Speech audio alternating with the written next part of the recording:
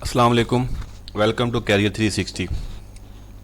आज की ये वीडियो परमानेंट मैग्नेट जनरेटर के ऊपर है, इसको हम शॉर्ट फॉर्म में पीएमजी कहते हैं। जो भी लोग पावर जनरेशन से वाबस्ता हैं उनके लिए पीएमजी को जानना बहुत ज़रूरी है कि पीएमजी एक्चुअली किस पर्पज़ के लिए होता है और ये परमानेंट मैग्नेट जो जनरेटर है ये किन अल्टरनेटर्स के साथ इंस्टॉल होता है और उसकी क्या वजह क्या होती है। जैसा कि नाम से ये पता चलता है कि PMG stand for permanent magnet generator. तो दोस्तों ये जानना बहुत ज़रूरी है कि इलेक्ट्रिसिटी बनाने के लिए आपको मैग्नेटिक फ्लक्स की ज़रूरत होती है।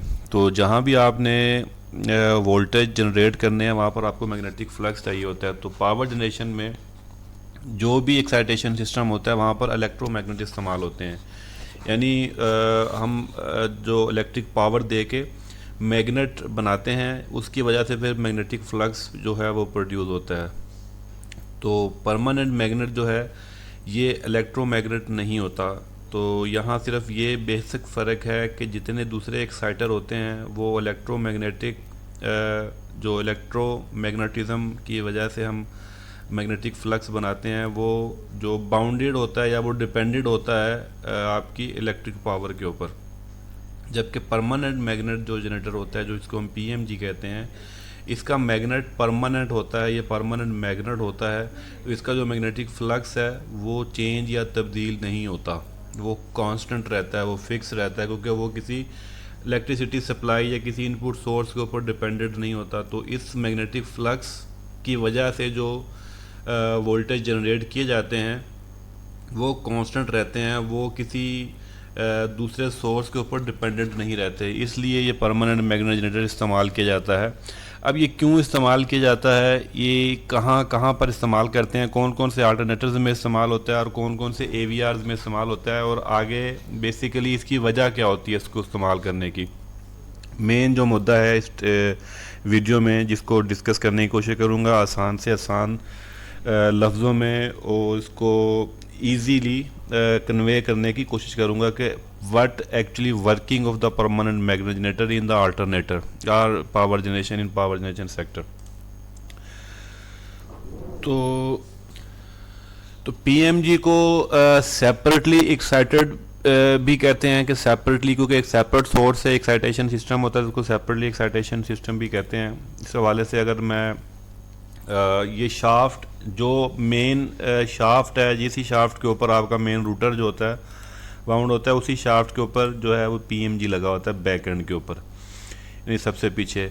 अच्छा, पीएमजी को समझने के लिए आपको एक्साइटेशन सिस्टम जो है वो समझना ज़रूरी है। एक्साइटेशन सिस्टम के हवाले से एक कंप्लीट वीडियो जिसमें डिफरेंट तरह के एक्साइटेशन सिस्टम को डिटेल के साथ बताया गया। इसमें सेल्फ एक्साइटेशन सिस्टम है, इसको शंट एक्साइटेशन सिस्टम कहते हैं, और पीएमजी एक्साइटेशन सिस्टम है, और रीप जो एक्साइटेशन सिस्टम होता है, एक्सिलरी वाइंडिंग का जो एक्साइटेशन सिस्टम होता है।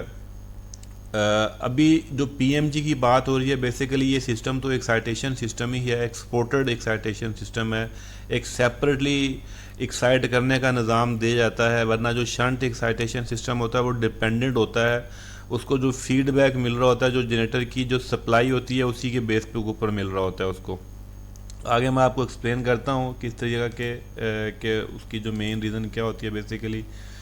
तो ये अगर आप देखें बैक एंड पे ये मैग्नेट है, यहाँ पर ये परमानेंट मैग्नेट है, ये परमानेंट मैग्नेट होता है, that is not the electromagnet, it's permanent magnet. तो इसी के ऊपर जो ये रूटर होगा, जो इसके ऊपर जो ये परमानेंट मैग्नेट घूमेगा तो उसका जो फ्लक्स है वो उस रूटर के साथ वोल्टेज बनाने में उसकी मदद करेगा। तो यहाँ पर जो वोल्टेज बनेंगे वो परमानेंट मैग्नेट की वजह से बनेंगे इस एक्साइटर के ऊपर। तो ये जो वायर्स हैं ये आपकी जाती हैं एवीआर के ऊपर, यानी ये एवीआर को एक तरह का एक दूसरा एक्सपोर्टेड सिस्टम मिल जाता है। उसकी वजह क्या होती है, उसकी डिफरेंट वजूहत हैं जिस वजह से हम ये लगाते हैं। छोटे जनरेटर्स के ऊपर ये नहीं होता, यानी 200 केवीए के ऊपर, 300 केवीए, 400 केवीए, 500 केवीए के ऊपर आपको पीएमजी जो है वो नहीं मिलता। जो उससे जो 600 केवीए से बड़े जो जेनसेट होते हैं उनके ऊपर ये एक एक्स्ट्रा सेपरेटली एक्साइटर लगाया जाता है, यानी एक सेपरेटली एक्साइटर जो है उसी को पीएमजी कहते हैं। तो ये एक सपोर्टेड निज़ाम होता है, एक सपोर्टेड सिस्टम होता है जो कि उस एवीआर को एक सपोर्ट फ्राहम करता है कि जो बेसिकली जो डिप आते, जो हाई जो टार्क लोड जो होता है उस वजह से एक डिप आती है, तो डिप की वजह से जो कुछ वोल्टेज की में जो फ्लक्चुएशन आती है और वोल्टेज बिल्डअप करने में जो शंट एक्साइटेशन सिस्टम होता है, जो सेल्फ एक्साइटेशन सिस्टम होता है, उसको वोल्टेज बिल्डअप करने में थोड़ा सा टाइम लगता है। तो उस जो खामी को दूर करने के लिए, उस वीक पॉइंट को दूर करने के लिए पीएमजी सिस्टम लगाया जाता है, जो एक सपोर्टेड सिस्टम होता है।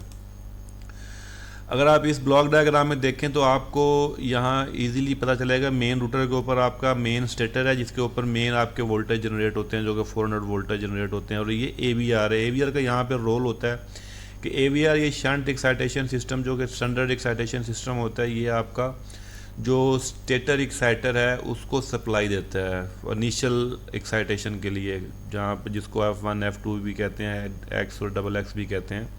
पॉजिटिव नेगेटिव की एक आईवीआर जो आउटपुट सप्लाई देता है, और ये इनिशियल एक्साइट करवाता है, और इस एक्साइटेशन की वजह से इस स्टेटर एक्साइटर में मैग्नेटिक फ्लक्स बनता है, यानी ये इलेक्ट्रोमैग्नेट बनता है यहाँ पर सप्लाई आने की वजह से, और सप्लाई देता है उसको एवीआर। तो सिमिलरली ये वाला जो पोर्शन है, ये जो स्टेटर एक्साइटर है, ये इलेक्ट्रोमैग्नेट में कन्वर्ट हो जाता है जब इसके ऊपर ये सप्लाई आती है। तो जब इलेक्ट्रोमैग्नेट बनता है तो मैग्नेटिक फ्लक्स प्रोड्यूस करता है, तो उस फ्लक्स की वजह से यहाँ पर जो रूटर एक्साइटर है, that is a router exciter, ये जो वोल्टेज बनने शुरू हो जाते हैं इसके अंदर, और ये एसी आगे डीसी में कन्वर्ट होकर इस मेन जो रूटर है इसको सप्लाई मिलती है, और मेन रूटर में हैवी मैग्नेटिक फ्लक्स बनता है, और इस फ्लक्स की वजह से यहाँ मेन स्टेटर में 400 वोल्टेज प्रोड्यूस होते हैं, जो कि हमें आउटपुट पॉइंट पे मिलते हैं, जिनको हम आगे इस्तेमाल करते हैं।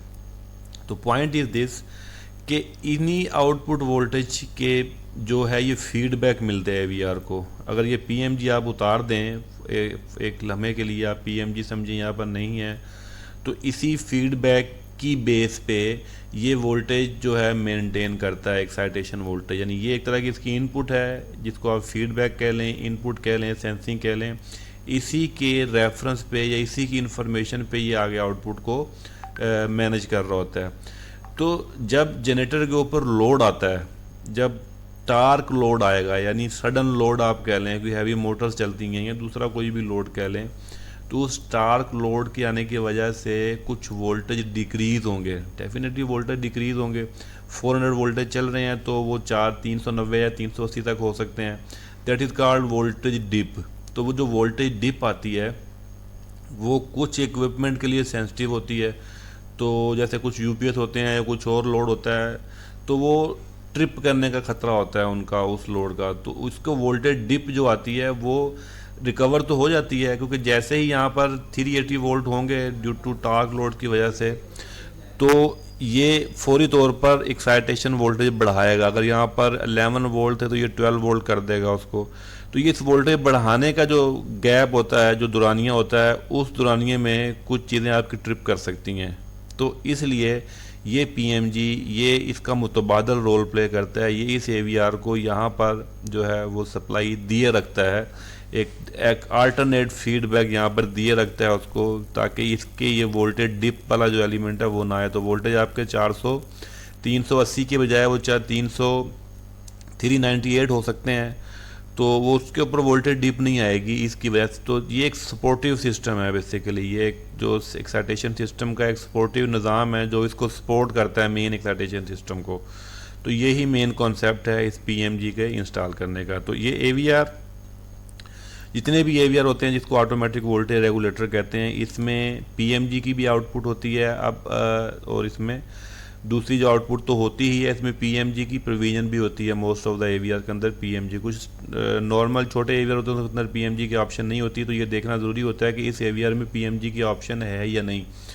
तो बड़े जो अल्टरनेटर के साथ हम एवीआर लगाते हैं, जैसे स्टैमफोर्ड के एवीआर हैं या लॉयड समर के एवीआर हैं या मैराथन के हैं, उनके अंदर पीएमजी की ऑप्शन होती है। तो इस डायग्राम में अगर आप देखें तो आपको ये एसी सेंसिंग, जैसा कि मैंने बताया आपको 2-3 फेज सेंसिंग मिलती है आपको। ये इस AVR पे, और ये आपको एक्साइटेशन दे रहा है मेन आपका एक्साइटर, जो स्टेटर एक्साइटर को सप्लाई मिल रही है आपकी, ये AVR इस तरीके से आउटपुट दे रहा है। तो ये PMG इसके ऊपर इंस्टॉल होता है और ये PMG की सप्लाई इस पे चली जाती है, तो AVR को सपोर्ट अप करने के लिए। तो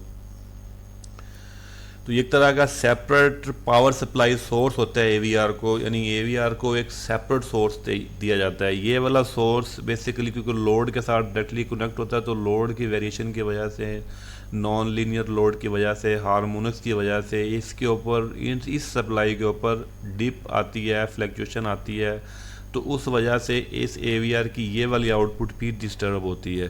तो इसलिए ये एक बैकअप सपोर्ट होती है, तो उस वजह से ये जो है हम लगाते हैं अल्टरनेटर के ऊपर, ताकि हमारा जो डिप कंट्रोल हो जाए, हमारा जो टॉर्क लोड है उसके ऊपर हमारे वोल्टेज की में डिप ना आए और वोल्टेज जनरेटर उठा ले। ये रियल तौर पर इस तरह का ये PMG होता है, ये एक परमानेंट मैग्नेट है, और इसके ऊपर ये जो एक कोर है जिसके अंदर आपके वोल्टेज बनते हैं और यही AVR को आउटपुट जाती है। ठीक है, तो ये एक फिज़िकली आपका परमानेंट मैग्नेटिक PMG होता है, जो कि बिल्कुल शाफ्ट के एंड के ऊपर लगा होता है, बिल्कुल एंड वाले सिरे पे लगा होता है। ये रिमूव भी हो जाता है, इसको लगाया भी जा सकता है, उतारा भी जा सकता है। तो ये PMG असम्बली अगर देखें तो ये एक UC फ्रेम साइज़ है। अगर आप देखें तो ये मेन अल्टरनेटर के बाहर ये एक सेपरेटली एक असम्बली जो PMG रूटर के साथ ये फिक्स होती है, PMG के ऊपर ये आ गया, आपकी वाइंडिंग आ जाती है, स्टेटर आ जाता है। ठीक है, ये तो ये स्टेटर जो है ये इसी में वोल्टेज पैदा होते हैं और यही वोल्टेज हम इस AVR को देते हैं। यहाँ AVR अंदर चैम्बर में लगा हुआ है, ये कवर हो गया।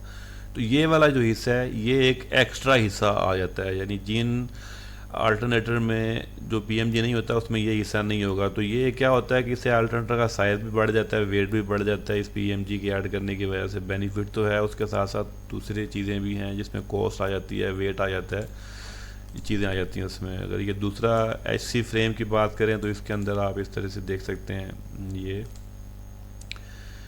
ये आपकी फ्रेम जो P80 फ्रेम है जिसको, उसके अंदर फ्रेम अगर आप देखें तो ये अंदर मेन स्टेटर है और आपका रूटर है और ये आपका PMG किससे हाउसिंग आ जाती है। तो इसकी तो ये डिफरेंट डिज़ाइन होते हैं डिफरेंट अल्टरनेटर्स के, डिफरेंट मैन्युफैक्चरर्स के, लेकिन PMG जो है वो बाहर वाला हिस्सा ही होता है, उसकी वो शाफ्ट बढ़ जाती है, साइज़ बढ़ जाता है उसका। अब एडवांटेजेस इसके क्या होते हैं, इसके बेनिफिट क्या हैं, जैसे कि मैंने आपको पहले बताया, एक तो शॉर्ट सर्किट जो कैपेसिटी है वो बढ़ जाती है, इसकी वजह से ये बेनिफिट है। ठीक है, और जो हार्मोनिक्स की वजह से, नॉन लीनियर लोड की वजह से जो वेव फॉर्म जो डिस्टर्ब होती है मेन जो सेंसिंग की उसकी, तो उसका इम्पैक्ट जो है वो बेनिफिट मिलता है इसको, जैसे क्योंकि सेपरेटली एक्साइटेड है, एक अनदर सोर्स है जो कि बूस्ट अप करता है। वोल्टेज बुल्ट अप सिस्टम है, इसमें आपका जो इनिशियल, जैसे मैंने पहले बताया कि वोल्टेज बुल्ट अप जल्दी हो जाते हैं, जो डिप आती है उससे बिल्कुल ही आपकी वोल्टेज डिप से आपका छुटकारा मिल जाता है आपको, जो टार्क लोड की वजह से आता है। हैवी मोटर जो होती हैं उसको आप इजीली चला सकते हैं इन अल्टरनेटर्स के ऊपर। तो मेन जो मकसद होता है, मेन पर्पस होता है वो यही होता है PMG को इंस्टॉल करने का। तो ये अकॉर्डिंग टू किसी भी AVR के साथ आप जिसमें जो AVR PMG को सपोर्ट करता है, आप उसको PMG की वाइंडिंग इस तरीके से इस्तेमाल कर सकते हैं। ऐसे AVR जिसमें PMG की ऑप्शन होती है, आप वो ऑप्शन ना भी यूज़ करें तो वो शंट एक्साइटेशन सिस्टम के ऊपर भी AVR आपका काम करेगा। तो अगर PMG लगा हुआ तो आप PMG के पॉइंट भी वहाँ पर इंस्टॉल कर सकते हैं। तो ये एक डिटेल से मैंने एक्सप्लेन करने की कोशिश की थी कि PMG जो है परमानेंट मैग्नेट जनरेटर, वो उसका मेन कॉन्सेप्ट क्या है, मेन उसका पर्पस क्या होता है। तो उम्मीद करता हूँ इसकी आपको समझ आई होगी। अगर फिर भी कोई कन्फ्यूजन या क्यूरी हो तो आप without any hesitation comment section में कमेंट करके आप पूछ सकते हैं। आपको एज सून एज पॉसिबल उसमें मैं रिप्लाई करने की कोशिश करूँगा। मिलते हैं अगली किसी शानदार वीडियो में, तब तक के लिए अपना ख्याल रखिएगा। Wish you all the best of luck. अल्लाह हाफिज़।